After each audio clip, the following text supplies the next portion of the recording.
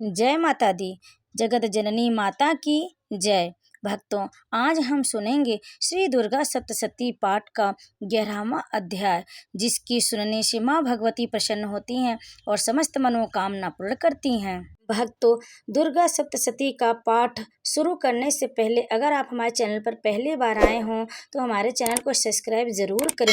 Video को एक like करके कमेंट में जय माता दी अवश्य लिखें और इस अध्याय का अंत तक श्रवण करें। तो चलिए सुनते हैं आगे की कथा। महर्षि मेधा कहते हैं, दैत्य के मारे जाने पर इंद्र आदि देवता अग्नि को आगे करके कात्यायनी देवी की स्तुति करने लगे। उस समय अभिष्ट की प्राप्ति के कारण उनके मुख खिले हुए थे। देवताओं ने कहा, हे शरणागतों के दुख दूर करने वाली देवी, तुम प्रसन्न हो। हे संपूर्ण जगत की माता, तुम प्रसन्न हो। विंध्येश्वरी, तुम विश्व की रक्षा करो, क्योंकि तुम इस चर और अचर की ईश्वरी हो। हे देवी, संपूर्ण जगत की आधार रूप हो, क्योंकि तुम पृथ्वी रूप में स्थित हो और अत्यंत पराक्रम वाली देवी हो। तुम विष्णु की शक्ति हो और विश्व की बीज परम माया हो और तुमने ही इस संपूर्ण जगत को मोहित कर रखा है। तुम्हारे प्रसन्न होने पर यह पृथ्वी मोक्ष को प्राप्त होती है। हे देवी, संपूर्ण विद्याएं तुम्हारे ही भिन्न भिन्न स्वरूप है। इस जगत में जितनी स्त्रियां हैं वह सब तुम्हारी ही मूर्तियां हैं। एकमात्र तुमने ही इस जगत को व्याप्त कर रखा। तुम्हारी स्तुति किस प्रकार हो सकती, क्योंकि तुम परम बुद्धि रूप हो और संपूर्ण प्राणी रूप स्वर्ग और मुक्ति देने वाली हो। अतः इसी रूप में तुम्हारी स्तुति की गई है। तुम्हारी स्तुति के लिए इससे बढ़कर और क्या युक्तियां हो सकती है। संपूर्ण जनों के हृदय में बुद्धि रूप होकर निवास करने वाली, स्वर्ग तथा मोक्ष प्रदान करने वाली हे नारायणी देवी, तुमको नमस्कार है। कला काष्ठा आदि रूप की अवस्थाओं को परिवर्तित की ओर ले जाने वाली तथा प्राणियों का अंत करने वाली नारायणी, तुमको नमस्कार है। हे नारायणी, संपूर्ण मंगलों के मंगल रूप वाली, हे शिवी, हे संपूर्ण प्रयोजनों को सिद्ध करने वाली, हे शरणागत वत्सला, तीन नेत्रों वाली गौरी, तुमको नमस्कार है। सृष्टि स्थिति तथा संहारों की शक्तिभूता सनातनी देवी, गुणों का आधार तथा सर्व सुखमयी नारायणी, तुमको नमस्कार है। हे शरण में आए हुए शरणागतों, दीन दुखियों की रक्षा में तत्पर, संपूर्ण पीड़ाओं को हरने वाली हे नारायणी, तुमको नमस्कार है। हे नारायणी, तुम ब्राह्मणी का रूप धारण करके हंसों से जुते हुए विमान पर बैठती हो तथा कुश से अभिमंत्रित जल छिड़कती रहती हो, तुम्हें नमस्कार। महेश्वरी रूप से त्रिशूल, चंद्रमा और सर्पों को धारण करने वाली, हे महाविषप वाहन वाली नारायणी, तुम्हें नमस्कार है। मोरों तथा मुकुटों से घिरी रहने वाली, महाशक्ति को धारण करने वाली, हे कौमारी रूप धारणी निष्पाप नारायणी, तुम्हें नमस्कार है।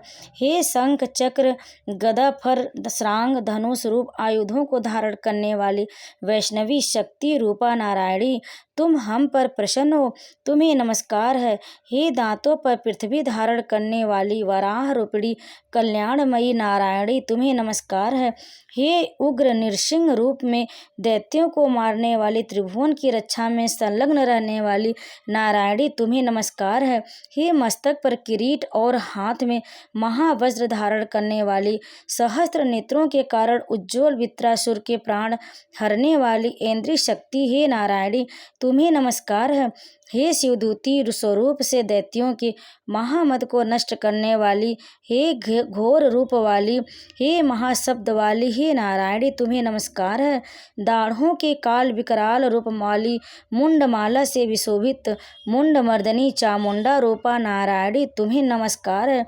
हे लक्ष्मी लज्जा महाविद्या श्रद्धा पुष्टि स्वधा ध्रुवा महारात्रि तथा महाविद्या रूपा नारायणी, तुमको नमस्कार है। हे मेधा सरस्वती सर्वोत्कृष्ट ईश्वर रूपिणी पार्वती महाकाली नियंता तथा ईश्वरूपिणी नारायणी, तुम्हें नमस्कार है। हे सर्वस्वरूप सर्वेश्वरी सर्वशक्ति युक्त देवी, हमारी भय से रक्षा करो, तुम्हें नमस्कार है।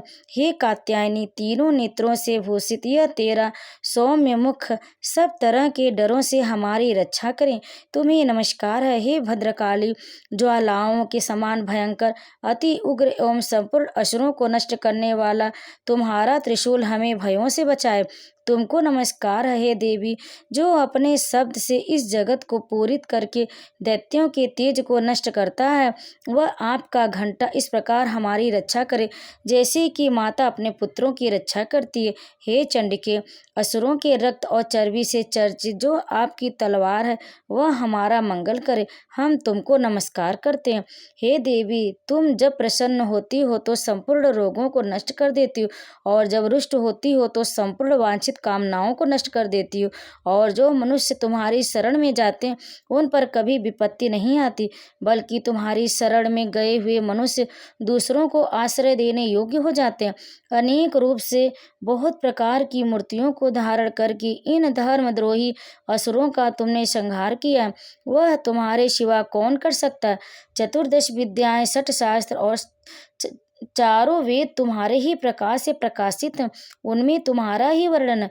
और जहाँ राक्षस विषैले सर्प शत्रुगण हैं, वहाँ और समुद्र के बीच में भी तुम साथ रहकर इस विश्व की रक्षा करती हो। हे विश्वेश्वरी, तुम विश्व का पालन करने वाली विश्वरूपा हो, इसलिए संपूर्ण जगत को धारण करती हो। इसलिए ब्रह्मा विष्णु महेश की भी वंदनीय हो।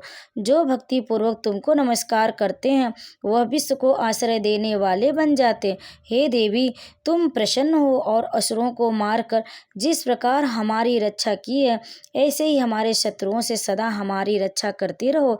संपूर्ण जगत के पाप नष्ट कर दो और पापों तथा उनके फल स्वरूप होने वाली महामारी आदि बड़े बड़े उपद्रवों को शीघ्र ही दूर कर दो। विश्व की पीड़ा को हरने वाली देवी, शरण में पड़े हुए पर प्रसन्न हो। त्रिलोक निवासियों की पूजनीय परमेश्वरी, हम लोगों को वरदान दो। देवी ने कहा, हे देवताओं, मैं तुमको वर देने के लिए तैयार हूँ। आपकी जैसी इच्छा हो वैसा वर मांग लो, मैं तुमको दूंगी। देवताओं ने कहा, हे सर्वेश्वरी, त्रिलोकी के निवासियों की समस्त पीड़ाओं को तुम इसी प्रकार हरती रहो और हमारे शत्रुओं को इसी प्रकार नष्ट करती रहो। देवी ने कहा, व्यवस्थित मनवंतर के 28वें युग में 2 और महाअसुर शुंभ और निशुंभ उत्पन्न होंगे। उस समय मैं नंद गोप के घर से यशोदा के गर्भ से उत्पन्न होकर विंध्याचल पर्वत पर शुंभ और निशुंभ का संहार करूंगी। फिर अत्यंत भयंकर रूप से पृथ्वी पर अवतीर्ण होकर मैं वैप्रचिति नामक दैत्यों का नाश करूंगी। उन भयंकर महाअसुरों को भक्षण करते समय मेरे दांत अनार पुष्प के समान लाल होंगे। इसके पश्चात स्वर्ग में देवता और पृथ्वी पर मनुष्य मेरी स्तुति करते हुए मुझे रक्तदंतिका कहेंगे। फिर जब 100 वर्षों तक वर्षा न होगी तो मैं ऋषियों की स्तुति करने पर आयोनिज नाम से प्रकट होंगी और अपने 100 नेत्रों से ऋषियों की ओर देखूंगी। अतः मनुष्य शताक्षी नाम से मेरा कीर्तन करेंगे।